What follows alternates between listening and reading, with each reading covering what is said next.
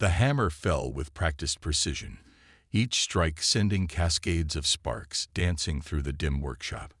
Maya Chen worked with the same methodical patience that had guided her family's hands for generations, though she might well be the last to practice their art. The piece of metal beneath her hammer, salvaged from what had once been a quantum computer housing, gradually took shape, transforming from dead tech into something new. Around her, the workshop told a story of Earth's decline. Ancient forging tools passed down through centuries hung beside salvaged holographic displays. The air carried both the timeless scent of coal smoke and the acrid tang of degraded synthetic materials. Through the workshop's high windows, the perpetually amber sky cast everything in shades of rust and gold. Maya paused her work, wiping sweat from her brow with a soot-stained sleeve. At 32, she was the youngest master smith registered with the Global Heritage Council, and quite possibly the last person on Earth who could forge weld without using automated assistance. Not that it mattered much anymore. With 90% of humanity having fled to the colonies, Earth had become little more than a salvage yard. Working late again, Master Chen. The familiar voice of her eye assistant, Anvil, echoed through the workshop. Unlike most modern airs, Anvil's voice carried the rough warmth of an old forge master. Maya had coded it that way deliberately. The Reclamation Authority approved my expedition request. Maya replied, examining her work. I need to finish this converter housing before I head into the ruins tomorrow. The probability of finding viable pre-collapse metals in those ruins is less than 7%, Anvil noted.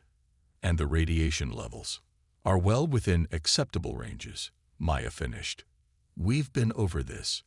The old quantum fabrication facilities used some of the purest metals ever refined.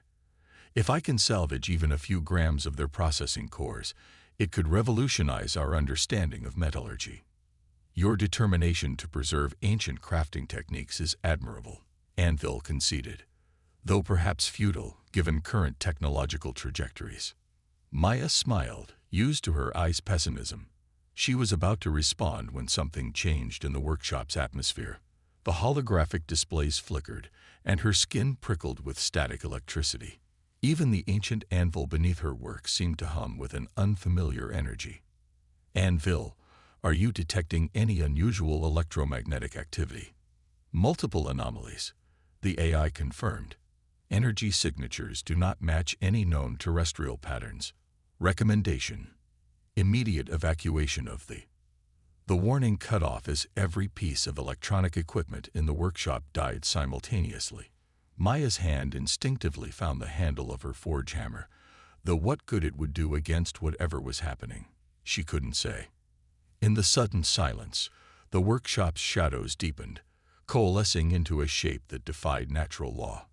The air itself seemed to fold, creating a pocket of absolute darkness that slowly resolved into a metallic object about the size of Maya's fist. It hung suspended in the air, covered in geometric patterns that seemed to shift when viewed directly. Maya's scientific curiosity overcame her caution. She approached the object, hammer still in hand, and noticed something extraordinary. The patterns on its surface resembled the crystalline structures she'd observed in properly forged Damascus steel. "That's impossible," she whispered, reaching out with her free hand. The moment her fingers touched the object, it resonated with a frequency that made her teeth ache. Images flooded her mind. Vast fleets of crystalline ships, worlds consumed by machines that looked like living metal, and at the center of it all, figures working with tools that seemed simultaneously ancient and unfathomably advanced. When the vision cleared, Maya found herself on her knees, the mysterious object now inert in her palm. Her workshop systems gradually flickered back to life. Anvil, begin recording. Multiple alternate formats.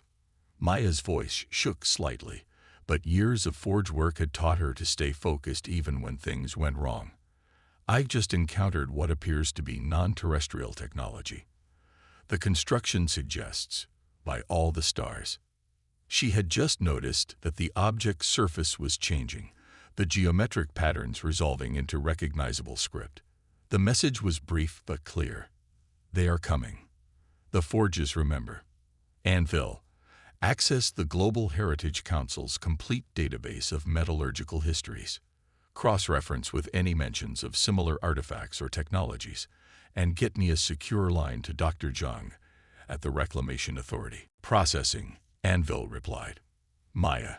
Preliminary analysis suggests the object's molecular structure shares characteristics with your family's traditional forging techniques. Specifically, the pattern welding methods documented in your great-grandmother's restricted journals. Maya stared at the artifact, her mind racing. She'd spent years defending traditional crafting techniques against those who claimed they were obsolete. Now, holding what appeared to be advanced alien technology that somehow connected to Earth's metallurgical heritage, she realized she might have been preserving something far more important than mere tradition. "Cancel tomorrow's expedition," she said finally. "We need to focus on decoding this object. And Anvil, don't upload any of this to the global networks yet. Something tells me we need to understand what we're dealing with first." Agreed. Though I feel compelled to point out that your tendency to work with potentially dangerous unknown materials is precisely why the Heritage Council restricted your access to certain facilities. Maya managed a tight smile. Noted. Now let's see what other secrets this thing can tell us about who's coming, and why they seem to think Earth's ancient forges might matter. She returned to her anvil, but now each hammer strike carried new purpose. Something was coming, something that apparently connected to humanity's oldest crafting techniques, and Maya Chen, possibly the last true forge master on Earth, intended to be ready for it. The object pulsed softly in time with her hammer strikes, as if agreeing with her determination. In the amber light of Earth's dying day, Maya began the work that would eventually decide the fate of two civilizations, though she didn't know it yet. She only knew that the skills she'd spent her life preserving might be more vital than anyone had imagined. 3 days after the artifact's appearance, Maya's workshop had transformed into something that would have horrified her traditionalist ancestors. Holographic projections filled the air with molecular diagrams, while the alien object sat in a containment field at the center of her main forge.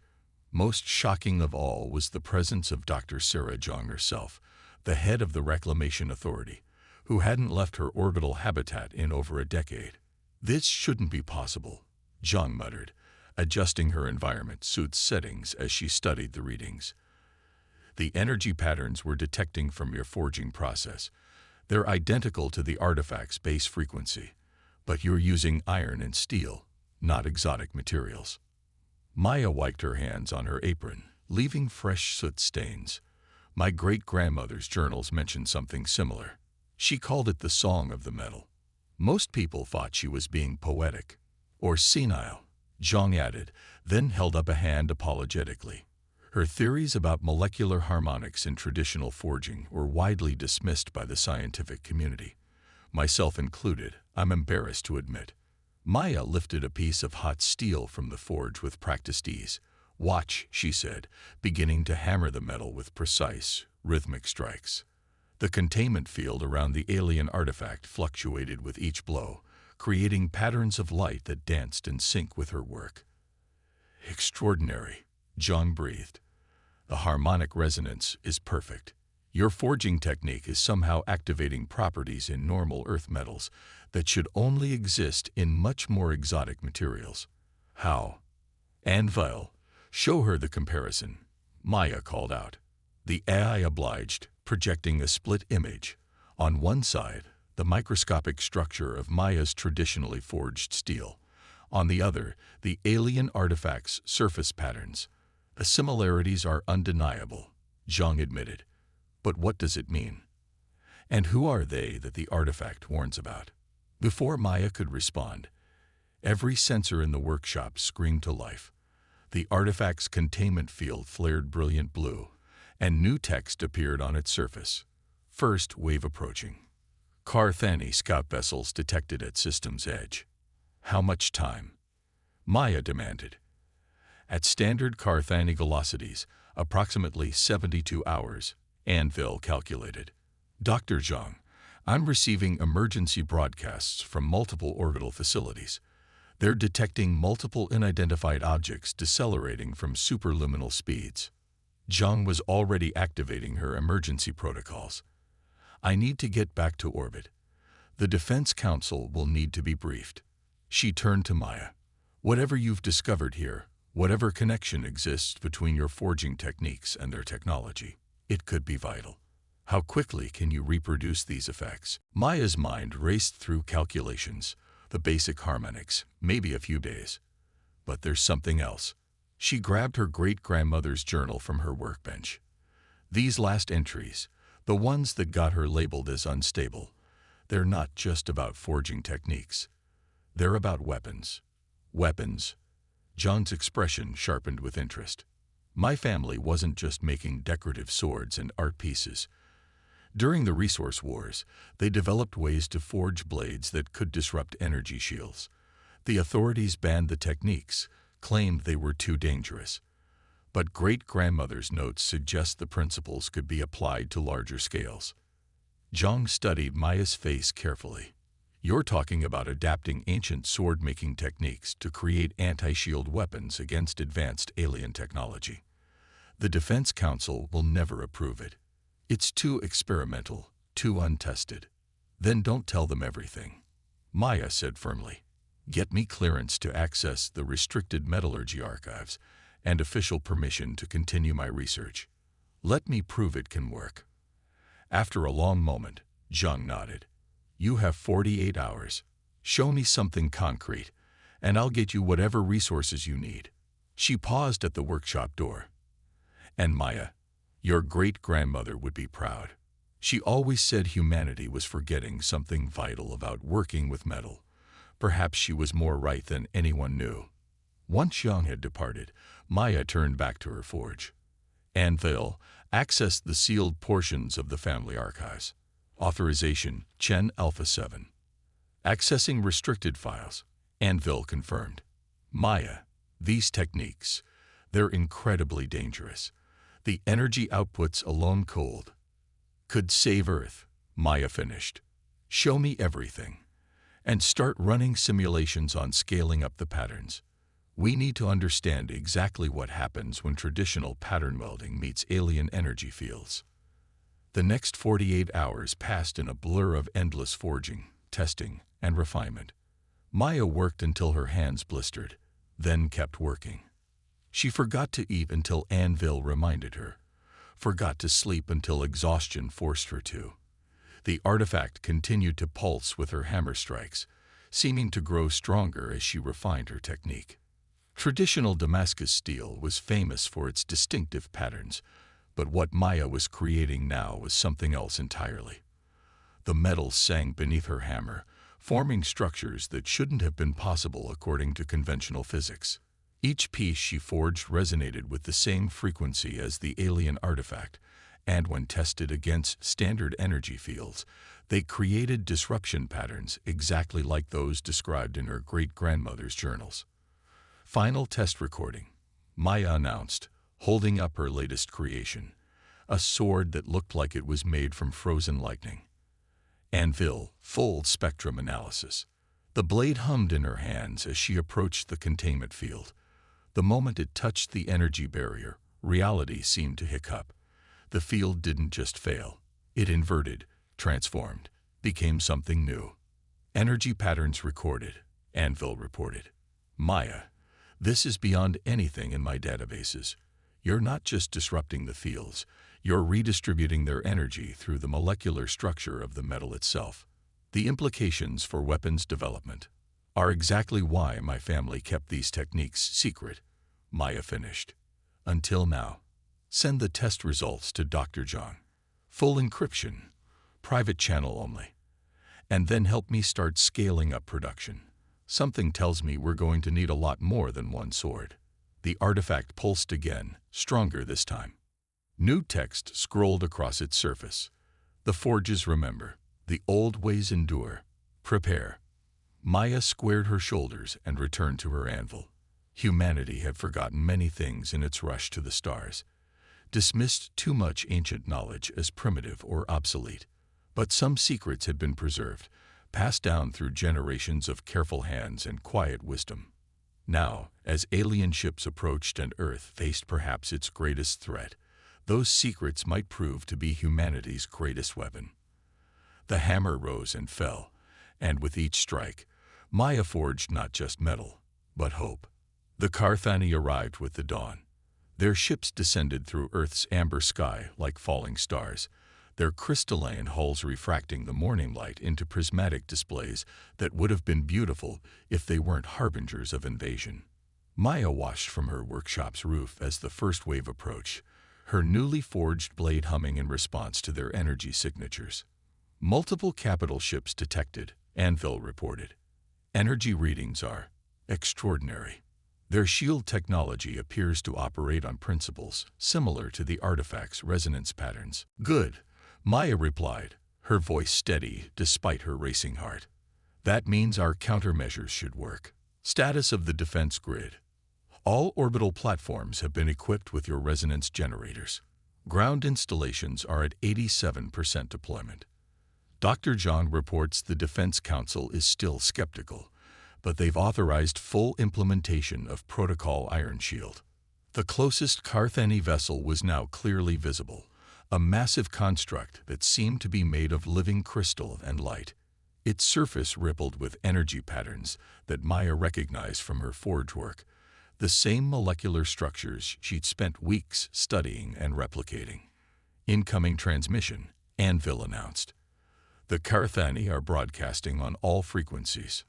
The message filled the air with a voice that seemed to vibrate at the same frequency as Maya's forged metals. Primitive world, you harbor technologies beyond your understanding. Surrender them and submit to integration into the Carthani dominion. Resistance will result in your obsolescence. Maya's hand tightened on her sword's hilt. Send the response we prepared. Around the world, humanity's answer came not in words, but in action. As the Carthani ships moved to attack position, Earth's orbital platforms activated Maya's resonance generators. The effect was instantaneous and spectacular. The aliens' supposedly impenetrable shields flickered as they encountered frequencies they weren't designed to resist. Frequencies born from ancient Earth forging techniques.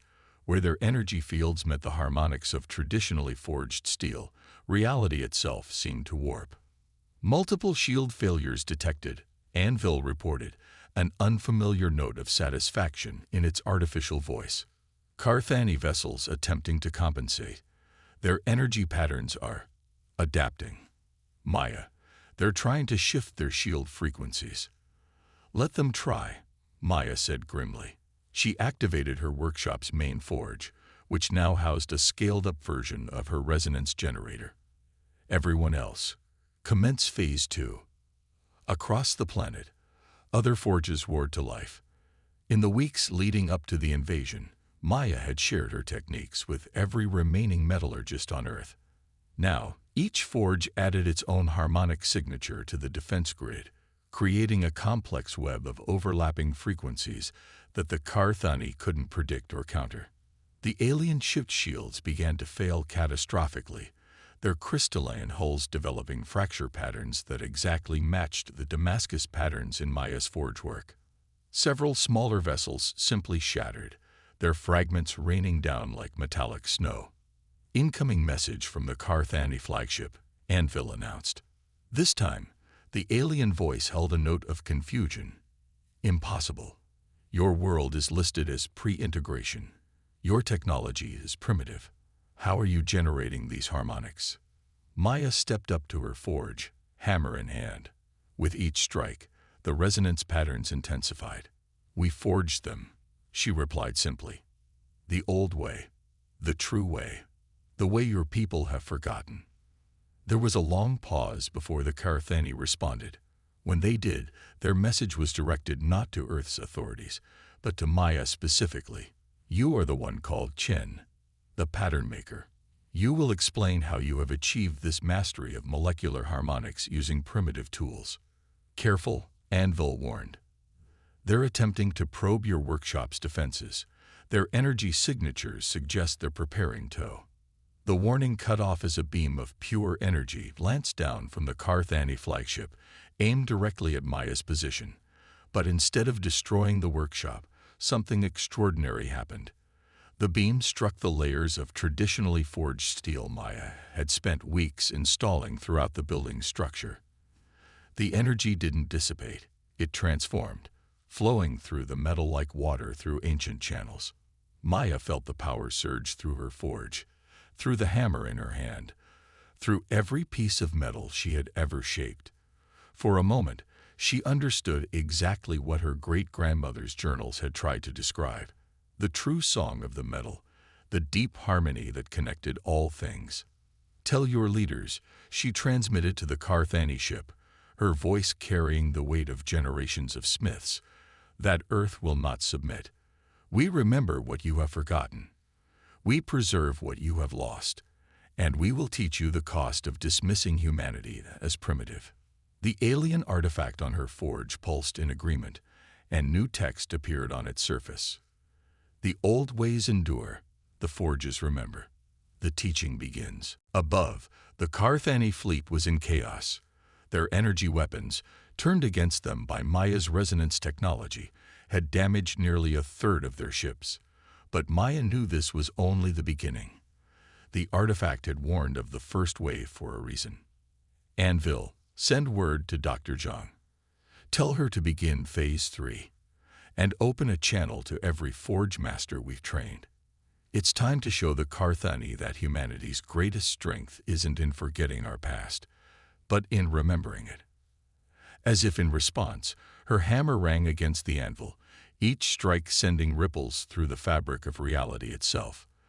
The battle for Earth had begun, and it would be fought not with advanced technology alone, but with the wisdom passed down through countless generations of human hands working metal in exactly the right way. The Carthani had come expecting to find a primitive world ready for conquest.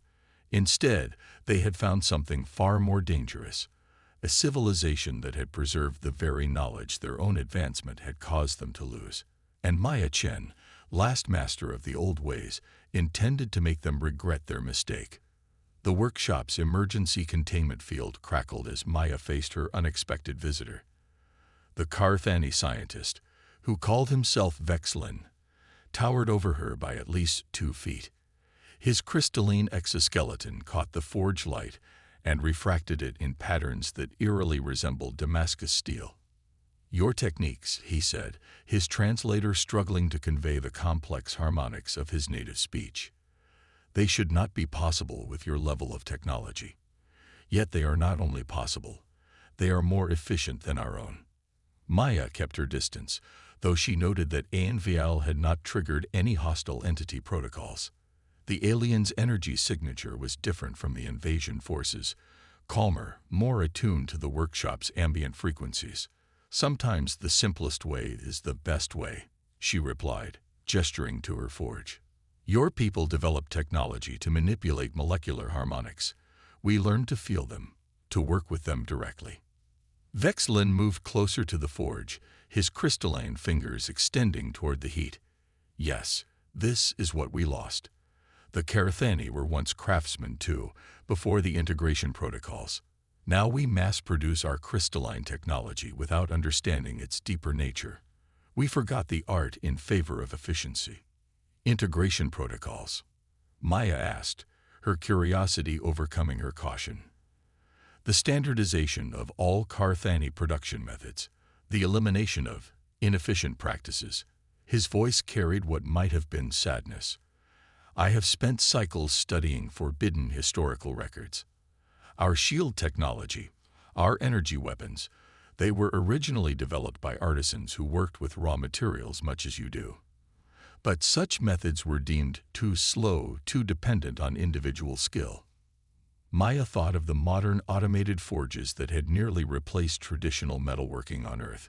"We almost made the same mistake. But some of us remembered. We kept the old ways alive, even when everyone said they were obsolete." Vexlin's exoskeleton rippled with patterns that Anvil identified as indicating intense emotion. "The harmonics your forges generate, they are not just disrupting our shields. They are awakening something in our crystalline technology, something that remembers. Before Maya could respond, alarms blared throughout the workshop. Multiple Carthani capital ships entering atmosphere, Anvil announced. New energy signatures detected. They've modified their shields based on data from the first wave. They adapt quickly, Maya muttered, moving to her forge. But so do we. Anvil, activate the new resonance patterns we developed. Wait, Vexlin interrupted. I can help. Your techniques, combined with my knowledge of Carthani crystalline architecture, we could do more than just defend. We could remind my people of what they've lost. Maya studied the alien scientist carefully. In his complex crystalline patterns, she recognized something familiar. The same love of craftsmanship that had driven her family for generations. Anvil, give him access to the harmonic analysis data. Let's see what happens when we combine our knowledge. What followed was unlike anything in either human or Carthani history. As the second wave of ships descended, Maya and Vexlin worked together at her forge, combining ancient earth metallurgy with crystalline engineering. Each hammer strike was precisely timed to resonate with both the metal and Vexlin's crystalline additions. The molecular alignment is perfect, Vexlin observed as they completed their first hybrid creation, a blade that seemed to exist in multiple dimensions at once. This is what our ancestors must have achieved before the integration. Integration isn't always evolution, Maya replied, testing the blade's harmonic frequency. Sometimes it's just forgetting. Above them, the battle was intensifying. The Carthani's adapted shields were holding against Earth's first-generation resonance weapons, but now Maya and Vexlin had something new to offer. All Forge Masters, adjust to harmonic sequence Delta 7, Maya broadcast globally. Vexlin is transmitting the crystalline resonance patterns now. Synchronize your strikes with the new frequencies. Around the world, human hands lifted hammers while Carthani crystalline technology pulsed in harmony. The alien shields, designed to resist either energy or physical attack, encountered something entirely new, a perfect fusion of both principles. They're responding, Anvil reported, multiple ships showing severe structural instabilities. But Maya, some of them are displaying unusual energy patterns. They're not failing, they're changing. Through the workshop sensors, Maya watched in amazement as several Carthani ships began to transform. Their rigid crystalline structures became more fluid, more organic, resonating with frequencies that bridged the gap between human and alien technology. The remembering begins, Vexlin said softly. There are others among my people who preserve fragments of the old knowledge. They will recognize what is happening. They will understand. The alien artifact, silent for days, suddenly blazed with new text. The synthesis succeeds. The paths converge. The future forges. Maya smiled, understanding at last why the artifact had chosen her. Anvil, send word to Dr. Zhang. Tell her the real work is just beginning. We're not just defending Earth anymore. We're about to revolutionize two civilizations' understanding of their own technology. She turned to Vexlin, holding up their hybrid creation. Ready to show your people what real craftsmanship looks like. The alien scientist's crystalline form resonated with what could only be enthusiasm. They believed Earth was a primitive world that needed to be integrated into our empire. Instead, you will help us reintegrate with our own lost heritage. Together, they returned to the forge, where metal and crystal awaited their touch. Above them, the battle continued, but it was no longer just a fight for survival. It had become something far more important. A resurrection of lost arts, a fusion of traditions, and a reminder that sometimes the oldest ways of doing things are the best ways. The hammer rose and fell, and with each strike, the future of two civilizations was being reforged. The Carthani High Command arrived with an armada that turned the sky to crystal. Hundreds of ships, each larger than the first wave, formed a lattice pattern that Maya recognized from her metallurgy studies. They were creating a massive energy matrix above Earth. Their purpose is clear, Vexlin explained, his crystalline form pulsing with concern. They intend to generate a resonance field powerful enough to override all planetary technology. They will force integration. Maya stood at her forge, which now looked more like a fusion of human and Carthani engineering. Crystalline growths emerged from the ancient iron, creating harmonics that made the air itself vibrate. Around her, dozens of human forge masters worked alongside Carthani rebels, each pair creating hybrid technologies that shouldn't have been possible. They still don't understand, Maya said, checking the readings on their latest creation. They think this is about technology. It's not. It's about knowledge, understanding, the difference between using a tool and knowing why it works. Final preparations are complete, Anvil announced. All forge networks are synchronized. Dr. John reports the orbital platforms are in position. Maya, the High Command is broadcasting. The message that filled the workshop carried the weight of centuries of Carthani authority. Defective element Vexlin, you have corrupted our technology with primitive methods. This violation of integration protocols will not stand. Earth's resistance ends today. Maya looked at her alien friend and saw her own determination reflected in his crystalline features, ready to show them what true integration looks like. Vexlin's form resonated with what she now recognized as anticipation. The old ways endure. The forges remember, Maya completed the phrase, then broadcast to all their combined forces. Begin the counter-integration. What followed was unlike anything in the history of either civilization. At Maya's signal, every forge on Earth activated simultaneously. But these weren't just human forges anymore. They were synthesis points where human craftsmanship met Carthani crystalline engineering. Each hammer strike sent ripples through multiple dimensions of reality. The High Command's energy matrix engaged, sending a wave of standardizing force toward Earth. It met something unexpected, not resistance, but resonance. The harmonics generated by the human Carthani forges didn't fight the energy. They transformed it, just as a skilled smith transforms raw metal into something greater than its original form. They don't understand what's happening, Vexlin observed, watching the readings.